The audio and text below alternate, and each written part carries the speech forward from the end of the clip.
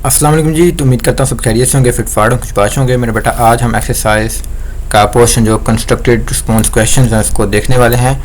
तो बेटा आज के लेक्चर हम लोग स्टार्ट करते हैं। तो सबसे पहले हमारे पास क्वेश्चन है जी, why do we find it useful to have units for the amount of substance the kilo and मोल।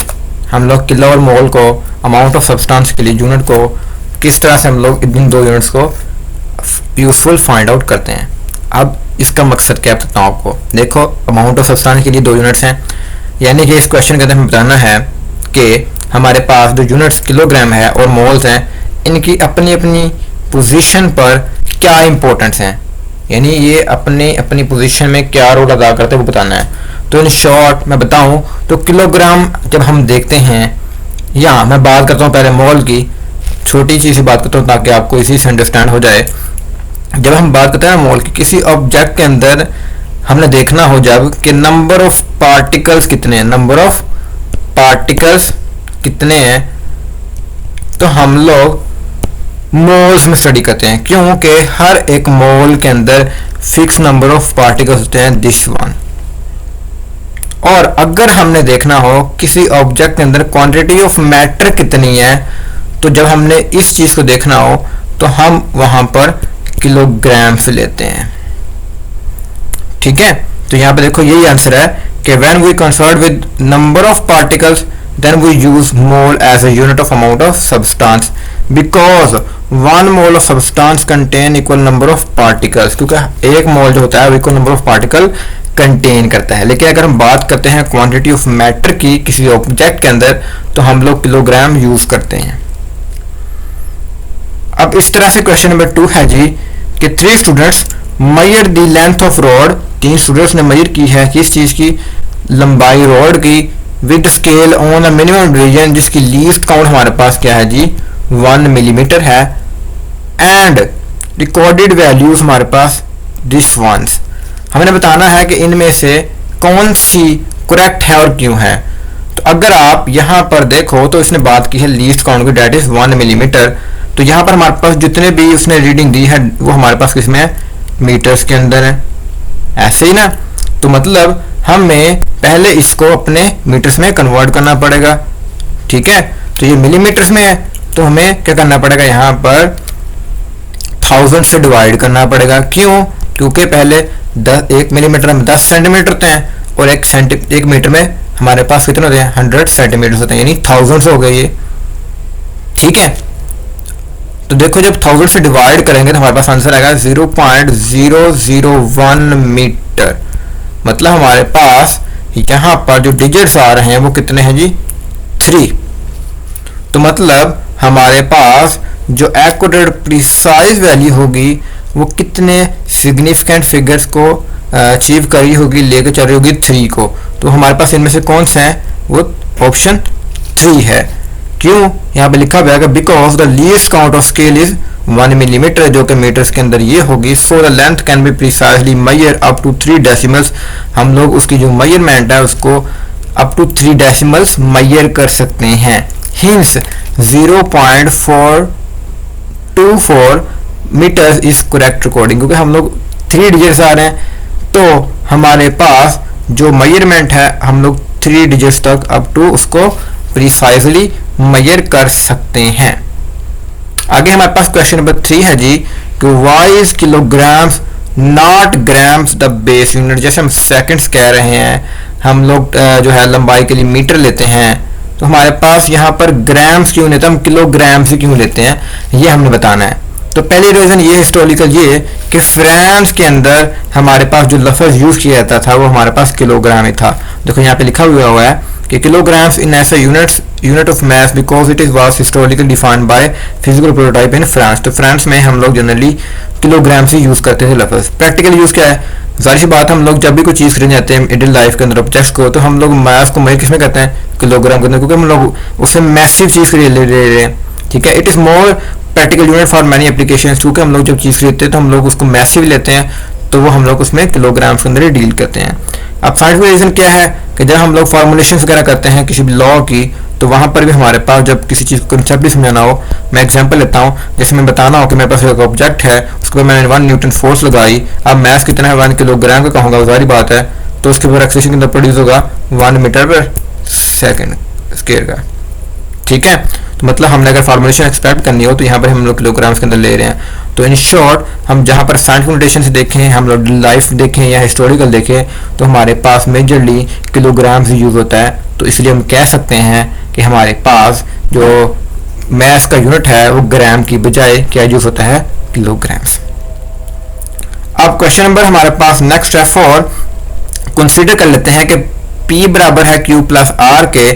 अब ये हमने कंसीडर कर लिया। अब यहाँ पर इसके 3 पोर्शंस बनते हैं क्वेश्चन के। पहला पोर्शन है कि if Q and R are both have same dimension, हमारे पास इनकी डिमेंशन जो है सेम है, what are the dimension of P, तो P की डिमेंशन क्या होगी, जारी बात है अगर P बराबर है Q प्लस R के, तो अगर हमारे पास इसकी डिमेंशन सेम है तो इस साइड की भी सेम होगी। क्यों, क्योंकि लेफ्ट हैंड साइड बराबर होती है किसके, राइट हैंड साइड के, तो इसलिए हमारे पास P की भी क्या होगी, सेम डिमेंशन होगी।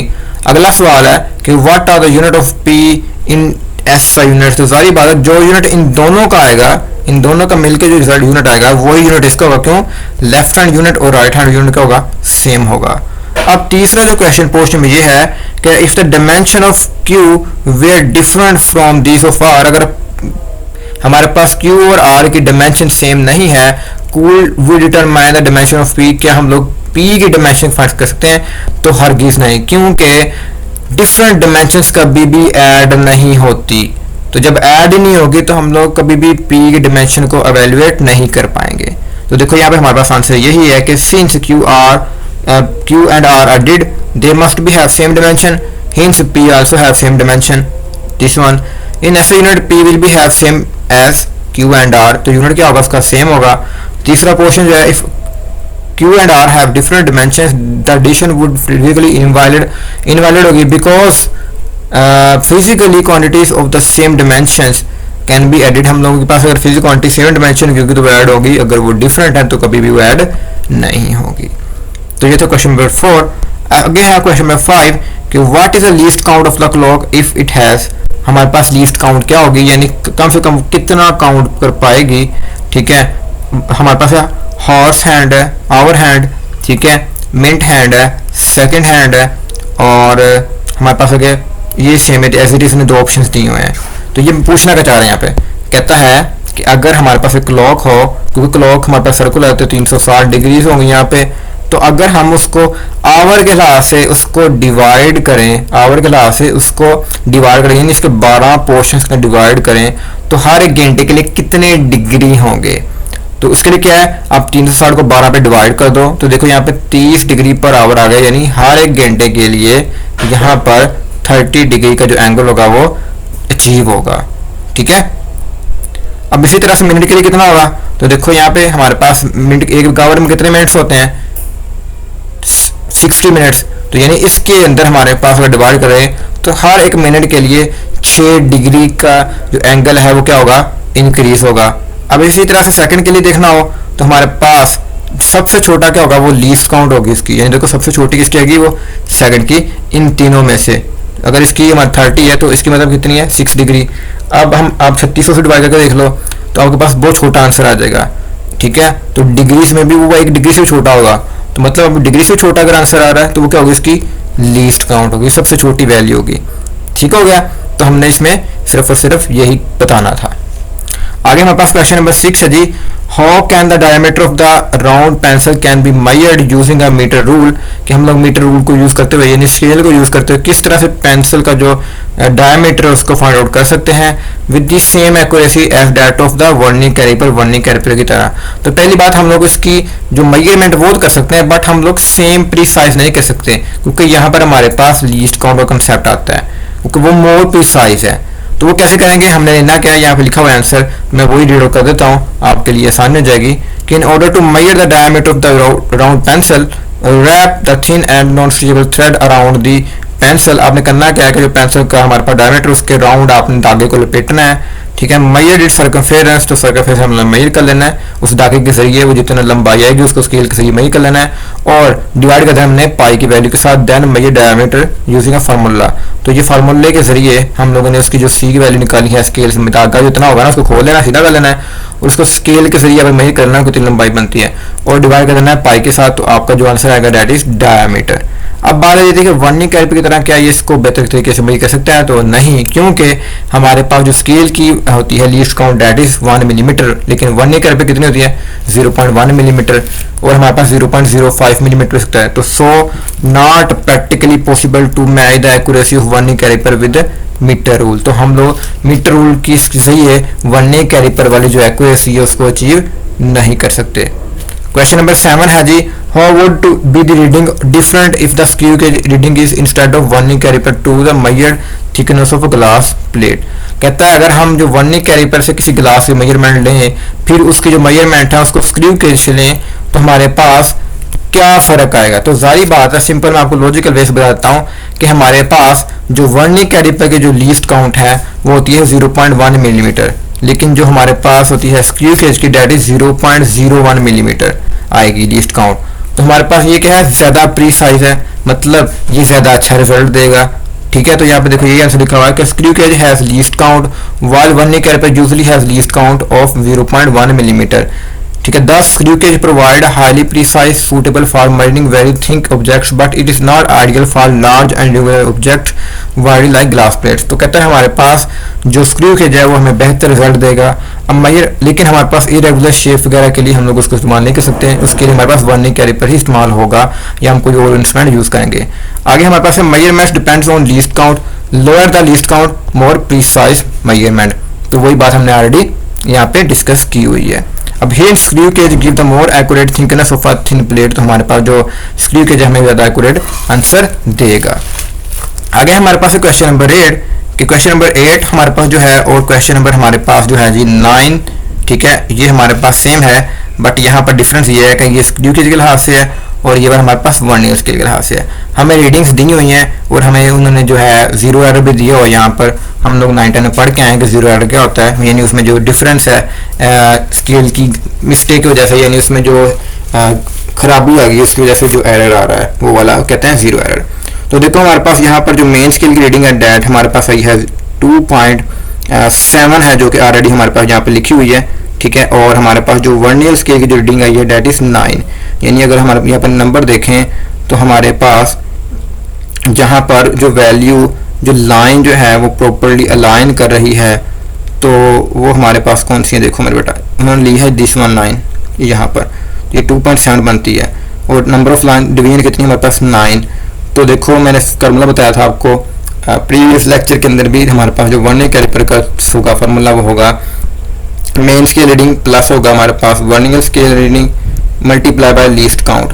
तो देखो ये हमारे पास यहाँ पर हम लोग उसको जो हमारे पास वैल्यू आई है वर्नियर कैलिपर की, उसको हम लोग मेजर कर रहे हैं वर्नियर स्केल की रीडिंग को किसके साथ, लीस्ट काउंट के साथ। ये देखो ये हमारे पास उसकी value n into least count multiply कर किसके साथ हमने कर दिया जी, मल्टीप्लाई कर हमारे पास आंसर आया 0.09 सेंटीमीटर।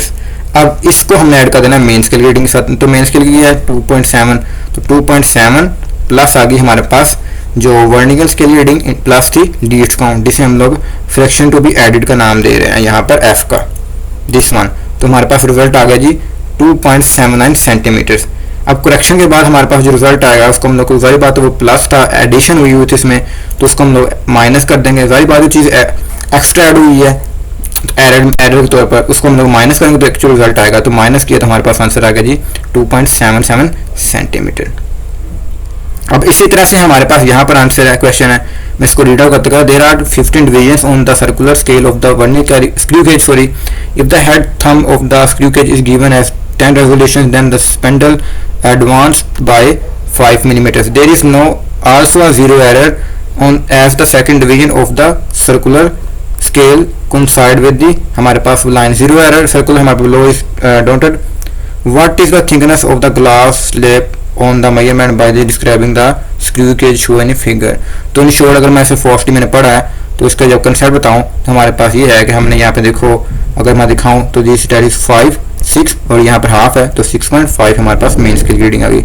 और इसी तरह से हम यहाँ पर देखें तो ये देखो हमारे पास यहाँ पर जो वैल्यू बनती है डेट इज 25, 26 और ये 27, ये आ गई हमारे पास 1 ईयर स्केल की रीडिंग आ गई।